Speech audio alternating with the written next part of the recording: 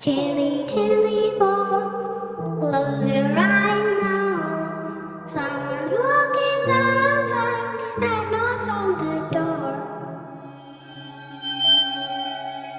មានដើមឈើធំមែនតើនៅក្នុងប៉ែតមួយនៅកណ្ដាលប៉ែតហ្នឹងអាចដើមជ្រៃហ្នឹងឬដើមពោមហ្នឹងទៅធំហ្នឹងថ្ងៃមួយមានអ៊ំផងម្នាក់ហ្នឹងគាត់កើតជំងឺវិបត្តិផ្លូវចិត្តហើយគាត់ឈឺច្រើនផងប៉ះចង់គាត់ក្រីក្រកូនអត់សូវមកមើលថែតន់ទៀតនៅយប់ហ្នឹងគ្រូប៉ែតអត់សូវមានវត្តមាននៅទីនោះគាត់ក៏បានដើរចេញពីបន្ទប់គាត់តម្រង់ទៅដើមឈើហ្នឹងគាត់ដើរជុំវិញដើមឈើហ្នឹងពីរបីជុំក្រោយមកគាត់ក៏សម្រេចចិត្តចងកសម្រាប់ខ្លួននៅដើមឈើនៅកណ្ដាលប៉ែតហ្នឹងតែម្ដងពេលដែលគាត់ទៅចងកហ្នឹងគឺខ្ទង់ម៉ោង3ម៉ោង4ហើយស្អែកឡើងបានគេឃើញមនុស្សញាក់ផ្អើលដោយសារតែដើមឈើនៅកណ្ដាលប៉ែតអត់សូវមានមនុស្សដើរទៅដើរមកយ៉ាងតែស្អែកឡើងមនុស្សឈូឆផ្អើលពេញនឹងតែម្ដងថាបាត់អ្នកជំងឺបាត់អីទីបំផុតទៅរកឃើញចងកនៅដើមឈើកណ្ដាលប៉ែតចាំឡើងពីពេលនោះមកគ្រូប៉ែតមិនថាថ្មីមិនថាចាស់ដែលធ្វើការនៅបន្ទប់ដែលទទួលគាត់អាចជាពិសេសគឺក្រុមគ្រូប៉ែតដែលទទួលអ្នកជំងឺសង្គ្រោះបន្ទាន់ ICU ណាចាប់ផ្ដើមជួបហេតុការណ៍ចម្លែកមានគ្រូប៉ែតម្នាក់ហ្នឹងគឺគាត់តែផ្លាស់ប្ដូរចំមុខថ្មីយប់ដែលគាត់យាមហ្នឹងគាត់មានអារម្មណ៍ថាមាននរណាគេម្នាក់កំពុងតែឈរសម្លឹងមើលគាត់បន្ទប់ ICU ហ្នឹងគឺនៅប្រឆិតជាមួយនឹងកន្លែងដើមពោហ្នឹងដែលតានឹងចងកហ្នឹងប៉ុន្តែធម្មតាគេបិទបាំងវ៉ានដូនបាំងអីចឹងទៅហើយនៅយប់ហ្នឹងគឺគាត់ចេះតែមានអារម្មណ៍ថាមានមនុស្សឈរមើលគាត់ធ្វើការយូរមួយសន្ទុះទៅស្រាប់តែដល់ម៉ោង4គាត់រៀបនឹងទៅគេងអីគឺគាត់មានអារម្មណ៍ថាច្បាស់លាស់មែនតើព្រោះមនុស្សនៅពេលអារម្មណ៍ខ្លាចផងអត់ហ៊ានងាកទៅត្រង់ទេតែដល់ពេលហ្នឹងគាត់ដាច់ចិត្តថាងាកមើលមកដល់ពេលងាកទៅឃើញមែនមានមនុស្សប្រុសម្នាក់សក់សកំពុងតែឈរនៅក្បែរប្រអួយកញ្ចក់ហ្នឹងតែក៏មិនមើលទៅគួរឲ្យខ្លាចអីដែរហើយគាត់ក៏អត់ដែរឃើញអត់ដែរស្គាល់អ៊ំប្រុសម្នាក់ហ្នឹងដែរគាត់គិតថាធម្មតាជាអ្នកជំងឺទៅដឹងគាត់ជួនឯងនៅពេលហ្នឹងគឺមានអ្នកយាមជាមួយគ្នាហ្នឹងដើរចូលទៅក្នុងបន្ទប់ហ្នឹងជាមួយគ្នាឃើញម្នាក់ស្រីហ្នឹងពងតែផ្លឹកអ្នកដើរចូលទៅក៏សួរថាណែមើលអីគេស្មាអញ្ចឹងណាគាត់ក៏ភ្ញាក់ឡើងគាត់ប្រាប់ថាអូឃើញអ៊ំប្រុសម្នាក់ដែលកំពុងតែឈរនៅកន្លែងមាត់ប្រអួយកញ្ចក់ហ្នឹងអត់អ្នកហ្នឹងនិយាយទៅពឹមផ្លឹកមកទទួលលេងមាត់លេងកហត់ចេញពីបន្ទប់ហ្នឹងឃើញបែបហ្នឹងអ្នកគ្រូប៉ែតហ្នឹងក៏ហត់ទៅតាមហត់ទៅណែគាត់ក៏ងាកមកវិញប្រាប់ថាចាំស្អែកចាំប្រាប់អស់ទៅដេកសិនយូរពេញសំខាន់ទីនេះចាំផឹកចាំនិយាយគ្នាមិនដួលហើយសួរថានៅពេលដែលជួបហេតុការណ៍បែបហ្នឹងអ្នកគ្រូប៉ែតហ្នឹងគាត់គេងលក់អត់បើនិយាយថាចាំស្អែកចាំប្រាប់អញ្ចឹងតែគាត់ត្រូវបន្តការងារពេលយាមរបស់គាត់ហើយគាត់ដឹងថារឿងអីដែលគេនឹងប្រាប់ទេគាត់ក៏ធ្វើការបន្តអញ្ចឹងទៅហើយវេនយាមជាទូទៅនៅកន្លែងវេនយាមរបស់គាត់ហ្នឹង4យប់ទៅជាម្ដង4យប់ទៅជាម្ដងបានថាការដែលជួបជាមួយគ្រូប៉ែតម្នាក់ដែលប្រាប់ថាចាំស្អែកចាំប្រាប់ហ្នឹងអាចមានឱកាសដល់14 5ថ្ងៃទៀតទៅបានជួបអ្នកគ្រូហ្នឹងម្ដងទៀតអញ្ចឹងនៅក្នុងកំឡុងពេលដែលគាត់យាមហ្នឹងគាត់បានទៅជំនួសឲ្យមិត្តភក្តិរបស់គាត់ម្នាក់ទៀត2ថ្ងៃក្រោយមកដោយសារតែពេលហ្នឹងគឺអត់មានអ្នកជំងឺច្រើនទេចូលនៅក្នុងបន្ទប់ហ្នឹងនៅយប់ហ្នឹងគឺស្ងាត់មែនតើអញ្ចឹងគាត់ក៏ឆ្លៀតពេលចូលទៅសម្រាកឆ្លៀតពេលសម្រាកណាហើយថាបើមានអ្នកជំងឺចូលមកគាត់ជិះគេមកដែរគាត់ក៏ឆ្លៀតពេលចូលទៅគេងកន្លែងដែលគេដាក់ក្រែចោលព្រោះនៅក្នុងបន្ទប់ ICU តែងតែមានកន្លែងបន្ទប់ដាក់ក្រែចោលដើម្បីតម្រៀបក្នុងការទទួលអ្នកជំងឺគាត់ក៏សុខចិត្តទៅគេងនោះខែចុងគេដើម្បីគេបើសិនជាមានអ្នកជំងឺមកភ្លាមគេអាចនឹងយកខែទី1និងខែទី2យកទៅប្រើអញ្ចឹងវាពាក់ព័ន្ធដល់ខែដែលគាត់កំពុងតែគេងកុំឲ្យរំខានការងារគាត់គេងបានមួយសន្ទុះរៀបនឹងលក់ទៅហើយហ្នឹងស្រាប់សុកប្រើបាក់ផ្នែកមកឃើញមនុស្សចាស់ម្នាក់កំពុងតែឈរនៅចុងខែរបស់គាត់ហើយគាត់គិតថាស្មានទៅជាអ្នកជំងឺហើយគាត់ក៏សួរទៅតានឹងវិញថាមកណាគេតាអ្នកហ្នឹងអត់មាននិយាយអីទាំងអស់មកដើរចេញទៅបាត់ចឹងទៅគាត់ក៏បានដើរចេញពីបន្ទប់ហ្នឹងទៅខាងក្រៅដើម្បីស្វែងរកថាតាអ្នកជំងឺហ្នឹងគេនៅខែមួយណាឬក៏មកពីណាថៃបានចូលមករកគាត់ដល់កន្លែងហ្នឹងព្រោះគាត់គឺជាអ្នកយាមដល់ពេលទៅដល់ឃើញតែរៀមច្បងម្នាក់កំពុងតែគេងនឹងជាមួយគ្រូប៉ែតដតេទៀតនៅក្បែរហ្នឹងគាត់សួរថាមានអ្នកជំងឺចូលមកមែនរៀមច្បងហ្នឹងក៏ប្រាប់ថាទេអត់មានទេស្ងាត់ជ្រាបហ្នឹងមួយថ្ងៃហ្នឹងពួកយើងសំណាងដល់អត់មានអ្នកជំងឺចូលមកទេគាត់ចាប់បានឆ្ងល់ទៀតចុះពីណាគេចូលមកសួរគាត់វិញដល់ពេលអញ្ចឹងគាត់ក៏សួរទៅគ្រូប៉ែតហ្នឹងតែមិញមានអ្នកជំងឺមកឈរនៅកន្លែងចុងជើងខែខ្ញុំណារៀមច្បងក៏ប្រាប់ទៀតថាអត់មានទេហើយអត់អីទេចាំស្អែកចាំនិយាយគ្នាស្អែកទៀតហើយរឿងរ៉ាវទាំងអស់ហ្នឹងកើតចេញមកពីអបិយជំនឿមួយឬក៏ការនិយាយតាមគ្នាដែលពួកយើងតែងតែឮថាមនុស្សនៅពេលដែលរិស័យដាក់តែងតែជួបប្រទះជាមួយនឹងបលឹងអូមអាតខ្មោចអីមករកជានិច្ចគឺបានថាមកពេលវេលាមកកលៈទេសៈហ្នឹងដែលគាត់រិស័យដាក់ហ្នឹងគឺគាត់ទៅណាក៏ជួបដែរបើទោះបីជាគាត់មិនមែនជាមនុស្សដែលមើលឃើញខ្មោចពីមុនមកទេហើយរឿងរ៉ាវទាំងអស់ហ្នឹងគឺកើតចេញមកពីអ្នកគ្រូប៉ែតម្នាក់ឈ្មោះកដានីស្វាគមន៍បងប្អូនមកកាន់ The Story Podcast Season 2 Episode 4ថ្ងៃនេះគឺរឿងគួរឲ្យចាប់អារម្មណ៍ព្រោះនៅពេលដែលយើងគិតទៅដល់ខ្មោចបលឹងព្រាយបិសាចយើងគិតទៅដល់មិនប៉ុន្មានកន្លែងទេដូចជាប្រឆាំងដល់ខ្មោចសន្តាគារត្រូវគេបោះបង់ចោលឯទៀតវត្តនឹងឲ្យវត្តអារាមហើយនឹងមួយកន្លែងទៀតដែលនិយាយហើយគឺគ្រប់គ្នាដឹងតែម្ដងហើយតែទៅជួបផ្ទះនោះគឺកន្លែងកាត់និងកន្លែងស្លាប់របស់មនុស្សគឺមន្ទីរពេទ្យហ្នឹងហើយជាមនុស្សដែលខ្លាចខ្មោចគ្មាននរណាគេខ្លាចខ្មោចជាងគ្រូប៉ែតទេជួយខ្ញុំមើលបាទដោយសារគេជួបក៏ច្រើនខ្លាចរហូតដល់ទៅជាស៊ន់ហ្នឹងហើយអញ្ចឹងរឿងទាំងអស់នេះថ្ងៃនេះគឺយើងបានមកពីអ្នកគ្រូប៉ែតម្នាក់ដែលឈ្មោះដានីគាត់ផ្ញើមកយើងណានៅក្នុងភាគនេះគឺយើងនឹងនាំគ្នាមកនិយាយពាក់ព័ន្ធនឹងមន្ទីរពេទ្យមួយកន្លែងនៅក្នុងប្រទេសខ្មែរបើនិយាយដល់ឈ្មោះពេទ្យហ្នឹងនរណាក៏ស្គាល់ដែរដូច្នេះសូមលាក់ទៅកុំឲ្យនាំគ្នាខ្លាច ហើយនិយាយទៅគ្រប់បែបទាំងអស់ហ្នឹងនរណាគេក៏ជឿដែរថាមានខ្មោច អូកន្លែងហ្នឹងអ្នកស្លាប់ក៏នៅហ្នឹងអ្នកអីក៏នៅហ្នឹងមិនដឹងទាំងអស់អាកន្លែងសារសម្រាប់ទុកខ្មោចហ្នឹងគឺបើខ្ញុំវិញទៅហ្មងខ្ញុំមិនហ៊ានដើរកាត់ទេ យប់ឡើងអត់ហ៊ានដើរកាត់ ទៅហើយ ពួកយើងមិនដឹងថាពេលណាយើងឈឺពេលណាយើងមិនឈឺហើយខ្មែរមានទម្លាប់មួយថាបើឈឺតិចតិចទេទៅ pharmacy ផ្សំថ្នាំតែបើកើតឡើងឈឺធ្ងន់ទៅពេទ្យអាពេលឈឺធ្ងន់នឹងឯងដែលយើងតបដៃមួយគេអត់កើតនៅពេលដែលឃើញរឿងរ៉ាវទាំងអស់ហ្នឹងហើយខ្លួនយើងពងតែដុតដាបទៀតកាន់តែវេទនាទុកជន់ទុកហើយសាក់គិតមើលថាយើងមិនដឹងថាយើងទៅកេងក្រែណាអ្នកណាតំតែកើតអីមកពីណាហើយក្រែហ្នឹងទទួលអ្នកជំងឺនឹងប្រហែលអ្នកហើយដែលបាត់បង់ជីវិតទៅលើក្រែហ្នឹងសាក់គិតមើល yes ហ្នឹងហើយអញ្ចឹងយើងធ្លាប់តែឮខ្មោចមកទាក្រែគេវិញគេដេញឲ្យបដូរក្រែព្រោះអីមកកេងកន្លែងគេអីចឹងជាដើមតែនៅក្នុងនេះគឺមិនមែនជារឿងរ៉ាវរបស់អ្នកជំងឺទេគឺជារឿងរ៉ាវរបស់អ្នកគ្រូពេទ្យវិញម្ដងគឺជាមុំមកជ្រុងទៀតដែលអ្នកគ្រូពេទ្យធ្វើការនៅក្នុងមន្ទីរពេទ្យមួយហ្នឹងគាត់បានសរសេរសាច់រឿងនេះផ្ញើមកឲ្យយើងបាទហើយគាត់ទទួលបានអារម្មណ៍ចម្លែកខ្លាំងមែនតើម្ដងនៅក្នុងពេលវេលាមួយដែលគាត់ធ្វើការនៅមន្ទីរពេទ្យមួយនោះតទៅរឿងនេះគឺជារឿងដែលទាក់ទងជាមួយនឹងអ្នកគ្រូពេទ្យដានីដែលនឹងរៀបរាប់ប្រាប់ពីរឿងរំភើបដែលគាត់តស្លុតជាច្រើនហើយគាត់បានជួបផ្ទាល់ដែលធ្វើការនៅក្នុងមន្ទីរពេទ្យមួយនោះដានីគឺជាគ្រូពេទ្យប្រចាំការនៅក្នុងមន្ទីរពេទ្យរដ្ឋមួយដែលគាត់ប្រាប់ឲ្យដឹងថាខែដំបូងដែលគាត់បានចូលទៅធ្វើការពាក់កណ្ដាលខែគាត់បានធ្វើនៅវេនព្រឹកចូលដល់ខែបន្ទាប់គាត់ត្រូវបដូរវេនទៅវេនរសៀលហើយក៏ផ្លាស់ប្ដូរទៅដល់វេនយប់បន្ថែមទៀតអញ្ចឹងទៅគឺបដូរទៅបដូរមកទៅជារឿយៗជាមួយនឹងគ្រូពេទ្យអ៊ីនច្បងក៏ដូចជាសិស្សប្អូនរបស់គាត់ផងដែរហ្នឹងហើយការងារគ្រូពេទ្យដឹងស្រាប់ហើយគឺអីដែលធ្វើឲ្យយើងគេហៅថាលំបាកជាងគេមកគឺការផ្លាស់ប្ដូរវេនហ្នឹងឯងអ្នកគ្រូដានីចាំច្បាស់ថានៅពេលដែលចូលធ្វើការនៅមន្ទីរពេទ្យនោះថ្មីយប់ដំបូងដែលគាត់ចូលយាមគាត់ត្រូវទៅធ្វើនៅបន្ទប់សង្គ្រោះបន្ទាន់តែម្ដងយប់នោះប្រហែលជាពាក់កណ្ដាលយប់ផ្លូវដើរចូលទៅក្នុងបន្ទប់សង្គ្រោះបន្ទាន់គាត់មានអារម្មណ៍ដូចជាមាននរណាគេម្នាក់តាមសម្លឹងមើលគាត់ពីបង្អួចកញ្ចក់ក្រោយបន្ទប់សង្គ្រោះនោះអញ្ចឹងគឺគេសម្លឹងមើលគាត់មួយសន្ទុះហើយតែនៅពេលដែលគាត់ងាករកមើលដូចជាមិនមានមនុស្សនៅក្បែរនោះទេគាត់ចេះតែមានអារម្មណ៍ដែលដូចជាមានមនុស្សសម្លឹងមកគាត់ហ្នឹងគឺមួយសន្ទុះហើយធ្វើឲ្យគាត់មានអារម្មណ៍ថាតានតឹងមែនទែននៅក្នុងការធ្វើការវេនជុកមួយនោះនៅពេលនោះគាត់ធ្វើការបណ្ដាគិតសង្ស័យបណ្ដាងាកមើលនេះងាកមើលនោះបណ្ដាអញ្ចឹងទៅព្រោះចេះតែមានអារម្មណ៍ថាណាគេមើលតែរកអត់ឃើញសោះអារម្មណ៍ដ៏តានតឹងនោះកាន់តែធ្ងន់ទៅហើយម្យ៉ាងទៀតនៅខាងក្រោយនោះគឺជាកន្លែងដែលចតឡានសង្គ្រោះបន្ទាន់របស់មន្ទីរពេទ្យផងដែរដានីឧស្សាហ៍ងាកទៅមើលបង្អួចនោះជាញឹកញយតែគាត់មិនហ៊ានងាកមើលទៅចំទេតែយើងតែគេគឺដៀងមើលតាមកន្ទុយភ្នែកតែប៉ុណ្ណោះតែមើលលើកណាក៏មិនដែលឃើញមនុស្សណាឈរនៅក្បែរនោះដែរលុះរំលងដល់ម៉ោង1អាត្រៀតអារម្មណ៍ដែលគាត់គិតថាមានមនុស្សឈរមើលសម្លឹងមកគាត់នោះបានប្រកាសមកយ៉ាងច្បាស់នៅនឹងភ្នែកគាត់តែម្ដងគឺគាត់បានក្រឡេកទៅលើកនេះបានឃើញមែនគាត់បានឃើញបរិបម្នាក់អាយុប្រមាណជាង40ទៅ50ឆ្នាំឈរថ្មឹងនៅពីក្រោយកញ្ចក់កែវភ្នែកសម្លឹងមកគាត់ដោយផ្លឹកតែក្នុងខ្សែភ្នែកបែបធម្មតាទេគាត់តែមើលធម្មតាចឹងទៅតែពេលនោះគាត់មិនដឹងជាត្រូវអ្វីសង្កត់ទេគាត់ក៏បានផ្លឹកមើលទៅបរិបនោះដូចគ្នាគឺមើលចំកែវភ្នែកបរិបចំណាស់នោះតែម្ដងសំណាងល្អដែរមួយសន្ទុះក្រោយមកមានអ្នកគ្រូពេទ្យម្នាក់ដើរចូលទៅក្នុងបន្ទប់នោះគាត់ជាគ្រូពេទ្យនៅវេនយាមជាមួយគ្នាបានតេស្តមកបងឯងកើតអីនឹងសម្លឹងមើលណាគេនៅពេលនោះដានីដូចជាភ្ញាក់ព្រឹកមានសតិឡើងមកវិញហើយក៏ងាកប្រាប់ទៅអ្នកគ្រូពេទ្យម្នាក់ទៀតថាមិញមានមនុស្សសម្លឹងមើលបងពីក្រោយកញ្ចក់នោះនឹងម្ដុំកន្លែងចតឡានសង្គ្រោះបន្ទាន់នោះបងឯងមើលឃើញអត់នៅពេលដែលអ្នកគ្រូពេទ្យនោះបានឮដានីនិយាយដូច្នេះក៏ក្រឡេកងាកទៅតំបន់ដែលដានីចង្អុលប្រាប់មួយសន្ទុះគាត់ក៏ផ្លឹកដូចគ្នារួចក៏គាត់រត់ចេញទៅក្រៅបន្ទប់នឹងតែម្ដងដោយមិននិយាយស្ដីអីទាំងអស់អ្នកគ្រូពេទ្យដានីក៏រត់ទៅតាមហើយក៏សួរថាហើយរត់ទៅណាប៉ុន្តែអ្នកគ្រូពេទ្យនោះមិនបានតបអ្វីទាំងអស់ហើយក៏បានខ្សឹបប្រាប់អ្នកគ្រូដានីថាបងទៅធ្វើការបន្តទៀតសិនទៅចាំស្អែកចាំយើងនិយាយគ្ន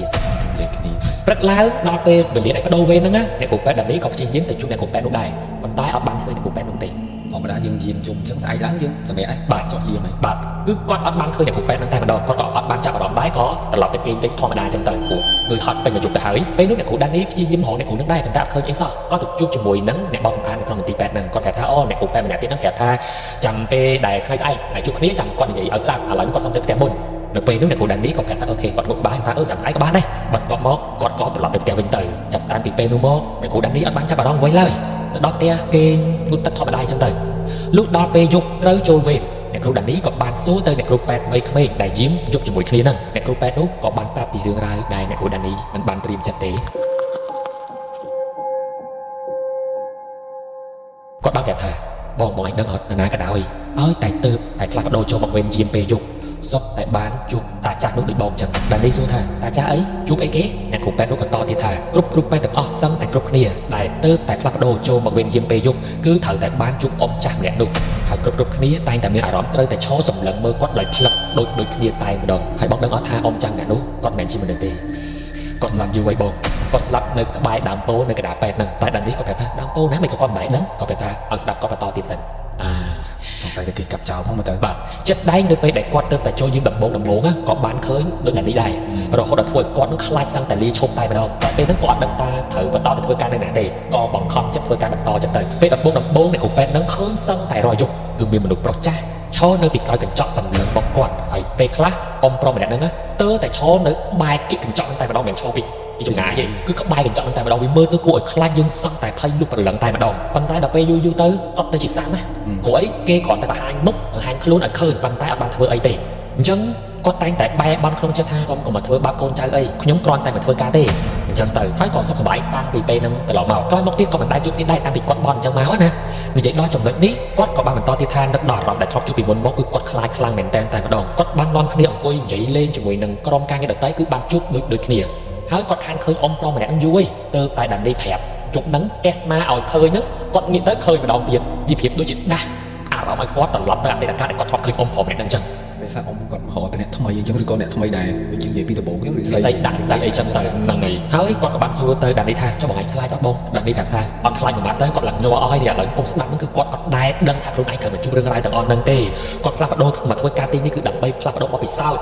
ដើម្បីបានការងារធ្វើដើម្បីបានប្រាក់កម្រៃចិញ្ចឹមជីវិតគាត់អត់បានតាំងចិត្តមកជួបរឿងរ៉ាវទាំងអស់ហ្នឹងទេរបស់ free ហ្នឹងហើយអាហ្នឹងគឺដូចជា free ឲ្យគាត់លើហើយអញ្ចឹងណាហ្នឹងហើយដូច្នេះទេគាត់ចង់ដឹងត្រឹមតែរឿងធម្មតាទៅបានហើយលោកអើយគាត់អត់ចង់មានតកតងជាមួយអ្នកស្លាប់បែបហ្នឹងទេហើយម្យ៉ាងទៀតគាត់អត់ដែលមានអារម្មណ៍ស្និទ្ធស្នាលជាមួយនឹងវិញ្ញាណអីហ្នឹងដែរហេតុអីបានត្រូវមកឲ្យគាត់ឃើញបែបហ្នឹងពីមុនមកគាត់អត់ដែលឃើញទេពេលហ្នឹងគឺគាត់ក៏អត់បានចាប់អារម្មណ៍ទៅធ្វើបន់ឲ្យគេបងស្គាល់ឲ្យគេអីចឹងដែរហើយក៏មិនបាននឹករលឹកក្នុងចិត្តដូចអ្នកគ្រូពេទ្យនោះនិយាយដែរអ្នកគ្រូពេទ្យនោះតាមពិតទៅគាត់គិតដែរថាប្រហែលជាអ៊ំហ្នឹងទៅចាប់ជាតិបាត់ហើយព្រោះអីតាមពីគាត់បន់ចឹងហើយលែងឃើញតាហ្នឹងរហូតតែម្ដងគាត់មកភ្ញាក់ផ្អើលតាមក្រោយនេះតា ស្រួលលែងឃើញតែគាត់ហ្នឹង នៅពេលនោះអ្នកគ្រូពេទ្យនោះក៏បានបន្តទៀតថាបងដានីនៅក្រៅបន្ទប់ដែលរំលងពីកន្លែងចតឡានបន្តិចទៅហ្នឹងណាគឺធ្លាប់មានដើមពោធិ៍មួយដើមដ៏ធំនេះតែនៅពេលនេះគឺគេកាត់ចោលអស់ហើយព្រោះធ្លាប់មានអ៊ំប្រុសម្នាក់បរិសុទ្ធចំណាស់កើតជំងឺបាក់ទឹកចិត្តគេចចេញពីបន្ទប់ពេទ្យហើយរួចក៏សម្រេចចិត្តទៅចង់កស្លាប់នៅក្រោមដើមឈើនោះដៃហោងតែម្ដងអត់មានសាច់ញាតិទេអត់មានអីមកមើលទេព្រោះគាត់តូចចិត្តអត់មានសាច់ញាតិមកមើលនឹងឯងហេតុការណ៍នេះបានធ្វើឲ្យគ្រូពេទ្យជាច្រើនអ្នកចាំគ្មានថ្ងៃភ្លេចទេបងជាពិសេសអ៊ំចាស់ដែលធ្វើការជាមួយយើងនរណាក៏បានដឹងរឿងនេះដែរហើយបើជាអ្នកគ្រូពេទ្យចាស់វិញមិនត្រឹមតែចងចាំទេបានជួបគ្រ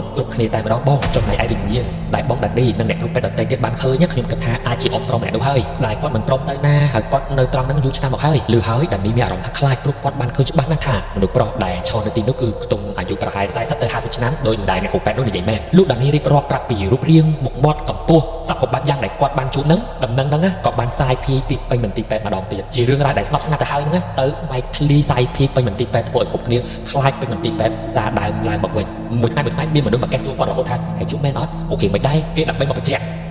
ដានីក៏បានរៀបរាប់ប្រាប់ទៅតាមអ្វីដែលគាត់បានឃើញអញ្ចឹងទៅហើយម្នាក់ក៏ចាប់ផ្ដើមភ័យព្រឺរំគ្រប់គ្នាត្រឡប់មកវិញបបពិសោធន៍លើកនេះបានធ្វើឲ្យដានីខ្លាចណាស់ព្រោះលងគាត់តាំងពីចូលធ្វើការខែដំបូងតែម្ដងលុះធ្វើការយូរទៅក៏មានហេតុការណ៍ហើយនឹងរឿងរ៉ាវកាន់តែធ្ងន់ទៅបន្តិចម្ដងឲ្យដានីបានជួបមិនមែនធូរស្រាលដូចគេណាមានម្ដងនោះនៅក្នុងអំឡុងឆ្នាំ2016មានករណីធ្ងន់ធ្ងរជាច្រើនបានចូលមកក្នុងមន្ទីរពេទ្យមិនថាជាគ្រោះថ្នាក់ចរាចរណ៍ធ្វើឲ្យមនុស្សស្លាប់មនុស្សខ្លះក៏ឈឺស្លាប់មនុស្សខ្លះត្រូវបានគេចាក់សម្លាប់ពោលគឺសម្បូរករណីស្លាប់ជារៀងរាល់ថ្ងៃនៅក្នុងមន្ទីរពេទ្យដែលដានីកាន់តែម្ដងរហូតដល់ចុងខែតុលាឆ្នាំ2016ដានីបានចាំច្បាស់មែនទែនមានថ្ងៃមួយមានតាយាយមួយគូត្រូវបានឡានបុកនៅពេលនោះឡានសង្គ្រោះក៏បានដឹកគាត់មកដល់មន្ទីរពេទ្យចៃដន្យអីមកដល់មន្ទីរពេទ្យទៅហើយហ្នឹងទើបគេដឹងថាលោកតាគឺបានស្លាប់នៅក្នុងរថយន្តសង្គ្រោះនៅតាមផ្លូវបាត់ទៅហើយនៅសល់តែយាយទេណោះអញ្ចឹងគ្រូពេទ្យក៏ព្យាយាមជួយសង្គ្រោះយាយហ្នឹងឲ្យអស់ពីសមត្ថភាពប៉ុន្តែជួយយ៉ាងណាក៏ដោយក៏លោកយាយហ្នឹងក៏បាត់បង់ជីវិតទៅតាមក្រោយដែរអ្វីដែលចង់ចាប់អត់ផ្លេចហ្នឹងគឺនៅពេលដែលគេដាក់ពួកគាត់ចុះពីលើឡានហ្នឹងមុននឹងពេលដែលយកលោកយាយទៅសង្គ្រោះគឺលោកយាយហ្នឹងកាន់ដៃជាមួយតានឹងជាប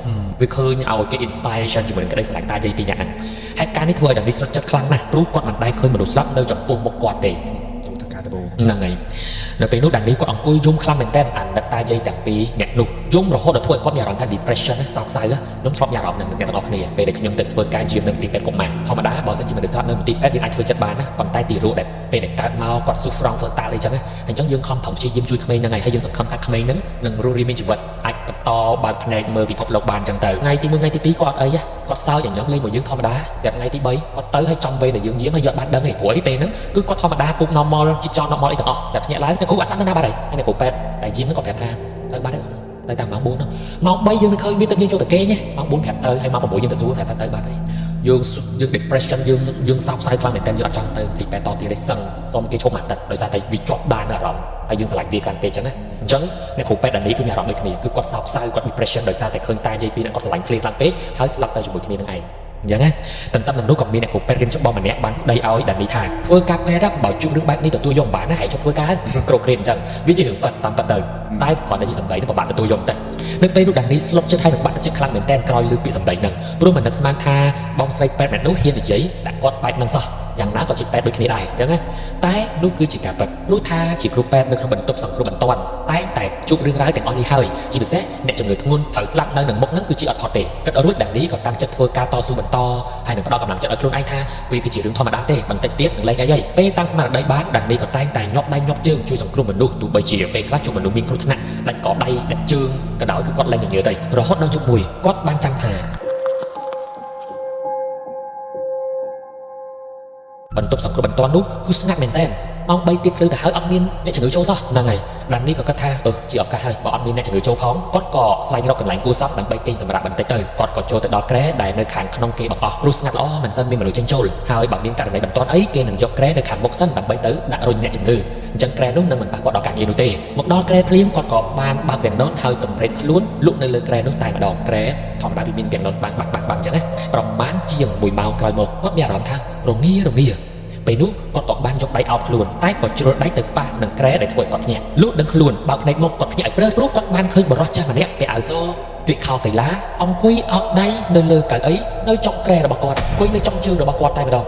ហើយភ្នែករបស់គេគឺសម្លឹងមើលគាត់ចឹងអត់បព្រិចភ្នែកនោះទេដានីក៏ថាបុរសម្នាក់នឹងប្រហែលជាអ្នកជំងឺអីប៉ុន្តែហេតុអ្វីគ្មាននរណាគេមកដាស់គាត់សោះហើយហេតុអ្វីបានជាមកអង្គុយនៅចុងជើងគាត់បែបហ្នឹងហើយសម្លឹងមើលមកគាត់គួរឲ្យខ្លាចខ្លាំងមែនទែនដានីឆ្ងល់ណាស់តែបុរសម្នាក់នោះអត់បាននិយាយអ្វីទេដានីក៏ប្រញាប់សួរថាសុំទោសហកអីបុរសម្នាក់នោះអត់បានឆ្លើយតបទេក៏ដើរចេញទៅបាត់ទៅដានីឆ្ងល់ណាស់ក៏ប្រញាប់ចុះពីលើគ្រែហើយក៏សម្លឹងរកមើលឆ្វេងស្ដាំអីចឹងទៅតែអត់ឃើញនរណាគេសោះតែម្ដងគាត់ក៏រត់ទៅក្រៅបន្ទប់វិញហើយឃើញបងបុរាណដែលជាសិស្សច្បងរួមម៉ោងយាមជាមួយគ្នាហ្នឹងអង្គុយសម្រាប់នៅមុខបន្ទប់មានអ្នកខ្លះទៀតក៏គេងនៅលើតុអីចឹងទៅបាទអ្នកយាមគេងលើតុគេងលើកៅអីអីចឹងទៅអត់មានក្រែគេងទេសំទោសគាត់ក៏សម្លឹងមើលនៅជុំវិញនោះរកបុរសដែលគាត់បានឃើញនៅចំជើងអំបញ្ញមិញហ្នឹងគាត់ក៏ដើរមើលនៅក្នុងបន្ទប់ម្ដងទៀតក្រែងលោកគាត់ហ្នឹងនៅកន្លែងណាតែរកយ៉ាងណាក៏អត់ឃើញរកនៅក្នុងបន្ទប់ក៏គ្មានអ្នកជំងឺដែរគាត់ក៏បានសួរទៅបុរាថាបងមិញមានអ្នកជំងឺចូលមកមែនបុរាក៏តបវិញថាអ្នកជំងឺឯណាអូនអត់ទេថ្ងៃហ្នឹងគឺស្ងាត់ជ្រាបអូនមើលស្ងាត់មែនតែម្ដងនៅពេលនោះដានីក៏រារែកក្នុងចិត្តសួរខ្លួនឯងថាគួរត្រឡប់ទៅគេងវិញឬក៏បន្តបាត់ភ្នែកអញ្ចឹងគាត់ក៏សម្រេចចិត្តថាអត់គេងទេ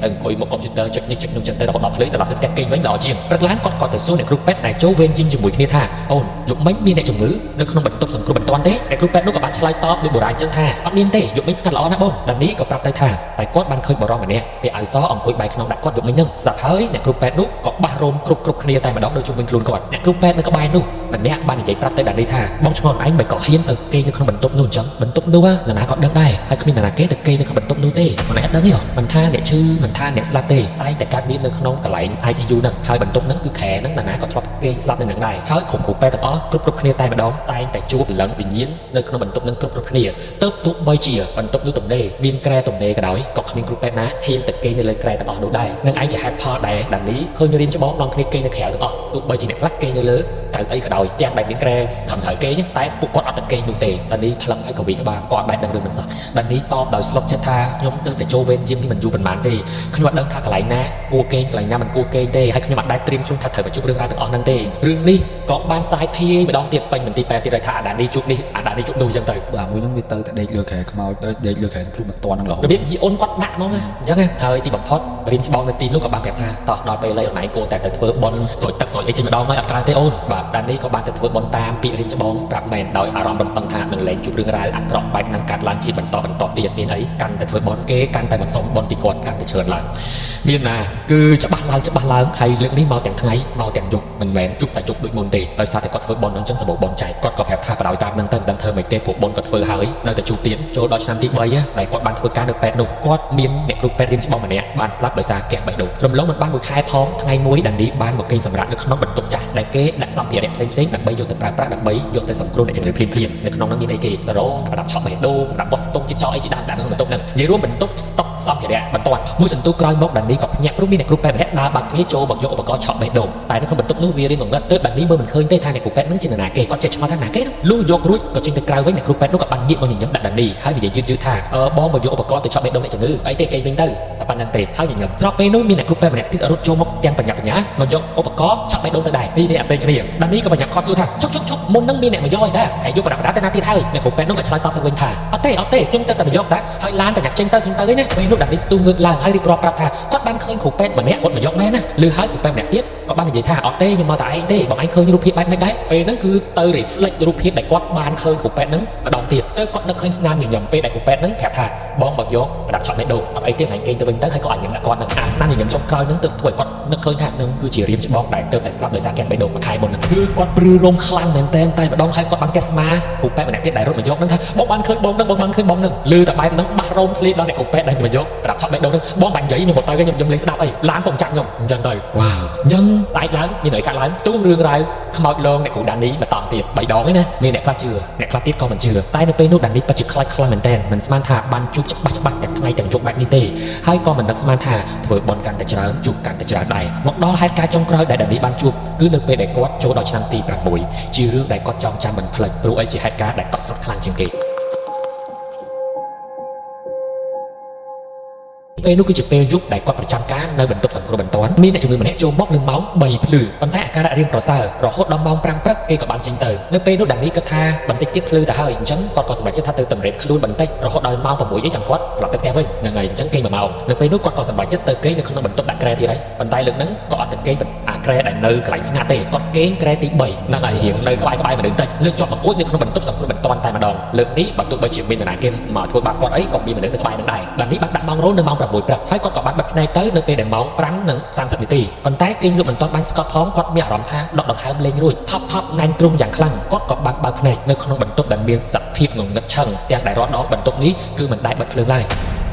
ទៅបិទភ្លើងទេ ICU មានដែរបិទភ្លើងមកពីណាគាត់បើកភ្នែកមកវិញឃើញបន្ទប់នោះបិទភ្លើងងងឹតឆឹងដៃជើងគាត់កម្រើកលេងកើតបានត្រឹមតែបើកភ្នែកងាកមើលជុំវិញខ្លួននៅពេលនោះគាត់ដឹងច្បាស់ណាស់ថាគាត់ដូចជាត្រូវខ្មោចសង្កត់គាត់ព្យាយាមសូត្រមន្តកាន់តែយូរទៅអារម្មណ៍កាន់តែធ្ងន់ឡើងកាន់តែសូត្រកាន់តែធ្ងន់នៅពេលនោះគាត់ព្យាយាមបិទភ្នែកបានច្រើនដងគាត់ក៏បានឃើញថាពិតជាខ្មោចសង្កត់គាត់មែនប៉ុន្តែមិនមែន1មិនមែន2ទេរហូតដល់4នាក់កំពុងតែសង្កត់នៅលើទ្រូងគាត់យើងសាកសម្ដែងមើលថាគាត់ទៅយកដៃសង្កត់លើទ្រូងមនុស្សម្នាក់គឺយើងពិបាកដកដង្ហើមទៅហើយប៉ុន្តែមិនអានេះគឺរបៀបខ្មោចដូចជាមនុស្ស4នាក់សង្កត់ពីលើទ្រូងរបស់គាត់តែគាត់មានអារម្មណ៍ធ្ងន់បែបណាលើកនេះគឺគាត់លេងសូត្រថយព្រោះកាន់តែសូត្រកាន់តែធ្ងន់លើកនឹងសម្រេចចិត្តហើយគឺជេរតែម្ដង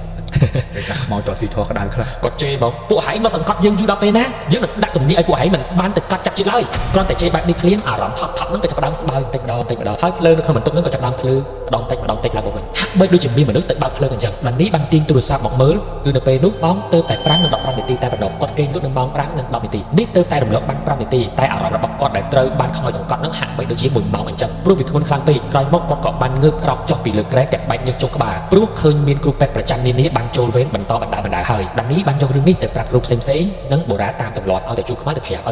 រាប់រហូតដល់គេសង្កត់ថាគាត់សម្អាតអញ្ចឹងណាហ្នឹងហើយបូរ៉ាក៏បានបន្តថាហើយអត់មានចាលទៀតលើកមុនទៅគេងក្រែនោះជួបម្ដងហើយលើកនេះមកគេងក្រែនេះហើយនៅក្នុងបន្ទប់ដដែលហ៊ានអញ្ចឹងហើយបានជួបច្រើនហ្នឹងឯងអញ្ចឹងណាតាមពិតទៅដានីគាត់ថាលើកនេះប្រហែលជាមិនអីទេព្រោះគាត់មិនបានទៅគេងក្រែជ្រៅឯណាគាត់គេងក្រែត្រឹមតែក្រែទី3ដែលមានមនុស្សឮសូរសំឡេងមនុស្សនិយាយគ្នាហ្នឹងមានដឹងថាទៅជួបបែបហ្នឹងម្ដងទៀតឯណាបន្តក្រោយមកបច្ចុប្បន្នមន្ទីរពេទ្យហ្នឹងក៏នៅតែបើកដំណើរការធម្មតាហើយដានីមែនតើទៅគឺគាត់នៅតែបន្តធ្វើការប្រចាំការនៅមន្ទីរពេទ្យហ្នឹងចឹងគ្រាន់តែគាត់បានផ្លាស់ប្ដូរពីកន្លែងធ្វើការហ្នឹងព្រោះជួបច្រើនពេកមកនៅបន្ទប់សម្រាប់កូនម្ដងហើយគាត់ក៏ជួយមកធ្វើការនៅបន្ទប់សង្គ្រោះបន្ទាន់ម្ដងម្កាលដែរនៅពេលដែលគ្រូពេទ្យប្រចាំការនៅទីនោះពេលខ្លះក៏ឈប់សម្រាកពេលខ្លះក៏ឈឺហើយពេលខ្លះក៏ដាក់ពាក្យឈប់ចឹងទៅហ្នឹងហើយទាំងអស់ហ្នឹងឯងគឺជាបទពិសោធន៍ដែលដានីបានជួបផ្ទាល់នៅក្នុងបន្ទប់សង្គ្រោះបន្ទាន់របស់មន្ទីរពេទ្យមួយនោះអាចនិយាយបានថាវាគឺជារឿងពិតដែលគួរឲ្យខ្លាចពីមុំរបស់អ្នកគ្រូពេទ្យម្នាក់ដែលភាគច្រើនរឿងរ៉ាវទាំងអស់នេះតែងតែលេចលឺពីអ្នកជំងឺតែប៉ុណ្ណោះយ៉ាងអ្នកទាំងអស់គ្នាដែលបានគេងសម្រាកនៅមន្ទីរពេទ្យពេលខ្លះក៏អត់បានជួបពេលខ្លះក៏យកដែរដឹងដែរថាក្រែពេទ្យដែលយើងកំពុងតែគេងហ្នឹងណាមានអ្វីកើតឡើងនៅលើក្រែមួយនោះបើតាមអបិយជំនឿមែនតើទៅក្រែណាក៏មានអ្នកស្លាប់ដែរតែបើសិនជាយើងនិយាយពី physics បើយើងនិយាយពីតថភាពក្នុងសង្គមវិញតាមពិតទៅជួនកាលជា imagination របស់មនុស្សម្នាក់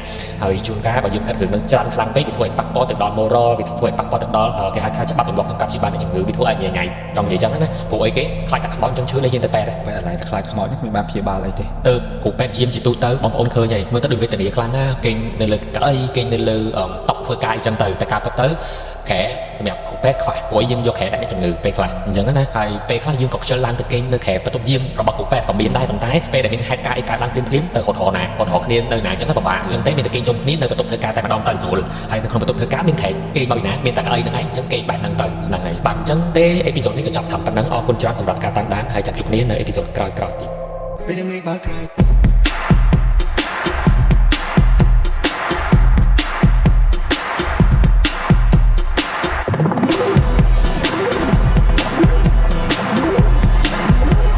អាចរស់នៅអត់ប្តីអត់សង្សារបានប៉ុន្តែមិនអាចរស់នៅគ្មានលុយបាននោះទេអត់ប្តីអត់សង្សារវាអាចការប៉ុន្តែបើអត់ថវិកាវាស្លាប់ចាំមកបញ្ហាដែលប្រើប្រាស់លេខកាពីកម្ដៅថ្ងៃខុសឬប្រើប្រាស់ Sun Glow វិញទៅគឺ Expert Chandela Watery Sunscreen រហស្សនាមគេគឺ Sun Glow មាន SPF 50ការពារស្បែកយើងពី UVB ហើយនិង PA បូក4ដងអានឹងការពារស្បែកយើងពី UVA មានលីសារធាតុសេរ៉ូមវីតាមីនដែលចាំបាច់បំផុតនៅក្នុងការបំពេញស្បែកមុខយើងនៅក្នុងទីជាមួយគ្នាតែម្ដងអញ្ចឹងមិនគ្រាន់តែលេខកាពីកម្ដៅថ្ងៃទេប៉ុន្តែគឺជាសេរ៉ូមព្យាបាលស្បែកក្នុងពេលតែមួយវាគឺជាប្រភេទ Water Based ដែលជ្រាបចូលទៅក្នុងស្បែកបានយ៉ាងល្អមិនមានផ្ទុកនូវពពុះអាល់កុលទឹកអប់ហើយមានសារធាតុស្រាលៗជួយផ្ដល់សំណើមដល់ស្បែករបស់យើងអត់ស្អិតអត់បតាអត់បន្សល់ភាពសស្នៅលើមុខហើយនឹងមិនកាហាយភ្នែកទេណាអ្នកទាំងអស់គ្នាប្រើប្រាស់បានគ្រប់សភាពស្បែកមុខតែម្ដងជាពិសេសស្បែកមុខដែលកំពុងតែមានបញ្ហាឡើងមុននឹងឯងជប់ប្រើប្រាស់លេខកាពីកម្ដៅថ្ងៃខុសទៀតទៅ